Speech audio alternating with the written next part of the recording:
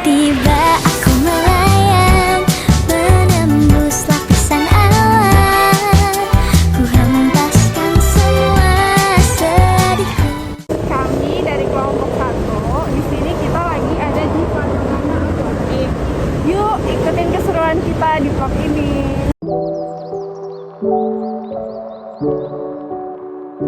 Dalam membuka usaha ini, modal awalnya itu menghabiskan modal berapa Pak?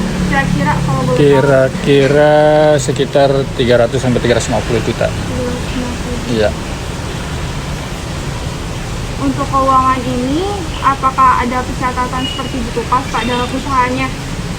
Ada pembukaan, ada kita pakai buku juga, pakai komputer juga. Gitu.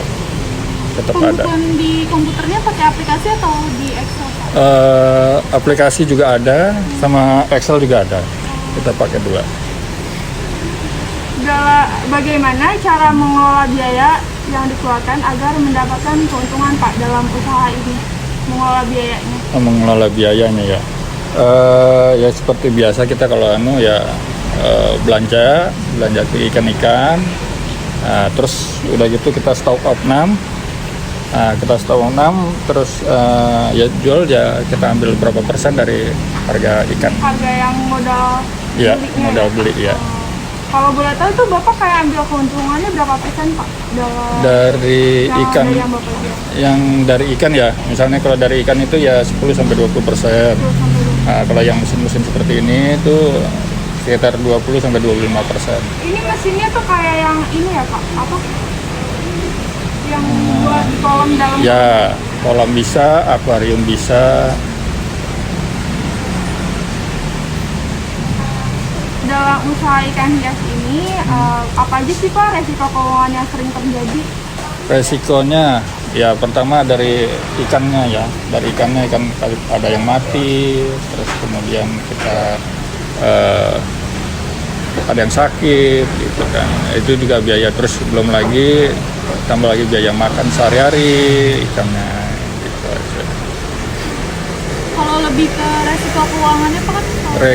Resiko keuangannya ya kita ya kalau misalnya mati kan kita hitung juga itu resikonya kalau ikannya.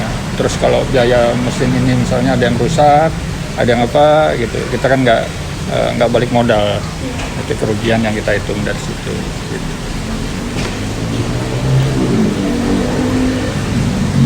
Dalam kerugian tersebut, Bapak bagaimana sih cara Bapak mengatasinya?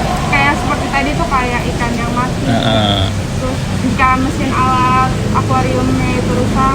Ya, kalau untuk mesin-mesin ini ya kita bisa ajukan ke pabriknya lagi, kita retur lagi. Oh, bisa di refund gitu ya? Bisa, ada yang bisa, ada yang enggak gitu ya. Jadi kita ya yang pasti kita harus tahu dulu yang mana yang bisa, mana yang enggak gitu. Terus kecuali kalau ikan-ikan yang mati itu ya kita ganti diambil dari keuntungan. Itu dari ambil keuntungan kita potong berapa persen buat ganti ikan yang mati. Buat di daerah sini tuh ada yang jual usaha kayak seperti ini juga nggak sih Pak? Ada, banyak malah. Nah itu kayak mempengaruhi toko Bapak nggak? Kayak pesaing di luar sana? Iya jelas itu mah. Itu jelas lah. Kalau persaingan mungkin semakin banyak ya persaingan semakin ketat jelas ya. Kecuali kalau ada yang pindah atau apa gitu.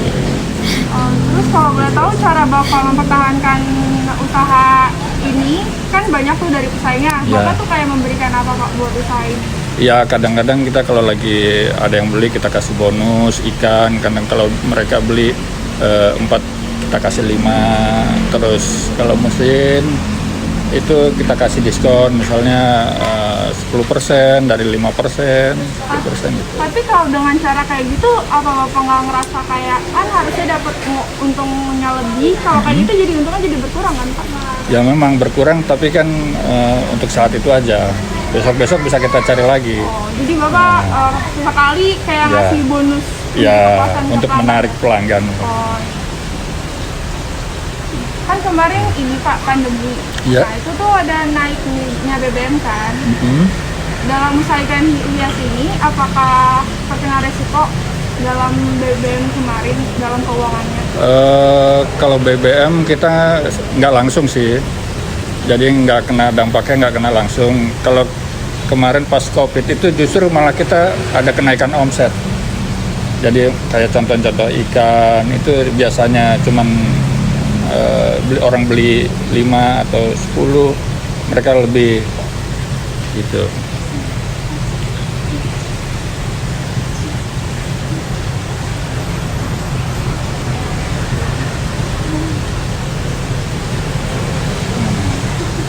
Nanyain aja nggak apa-apa kalau Pak, ini selama toko ini dibuka, pernah nggak sih Pak mengalami kerugian atau nggak dapat profit gitu? kalau itu belum sih ya, kalau sampai ke situ arah situ belum. Cuman ya memang semenjak justru kita ini ngalamin turun omsetnya itu setelah pandemi selesai. Nah, jadi orang kembali kerja, terus di rumah nggak ada ikan-ikan, nggak ada yang ngurus, nggak ada yang nyara, makanya terus berkuranglah omset kita seperti itu. Kalau semisal kedepannya ada musibah kayak gitu, itu untuk menanggulanginya Bapak akan mengorbankan modal sendiri atau gimana Pak? Ya kalau kita buat contoh aja kayak pandemi kemarin ya, itu kita biasanya tutupin pakai modal sendiri, udah kan setelah itu terpenuhi baru kita ambil margin, ambil keuntungan di beberapa hari kemudian. Oh jadi ini usahanya pure dari modal pribadi apa nggak ada campur tangan dari pihak lain? Ada sih, nggak murni kita gitu ya. Ada sebenarnya ada bos kita lagi, satu lagi ada di atas kita gitu. Jadi dia yang memang yang langsung nanganin. Jadi kalau ada keluhan apa, terus misalnya omsetnya berturun atau gimana, itu dia yang backup kita. Oh jadi jatuhnya sharing profit ya Pak? Ya. Terima kasih. Ya sama-sama. Makasih ya Pak. Ya sama-sama.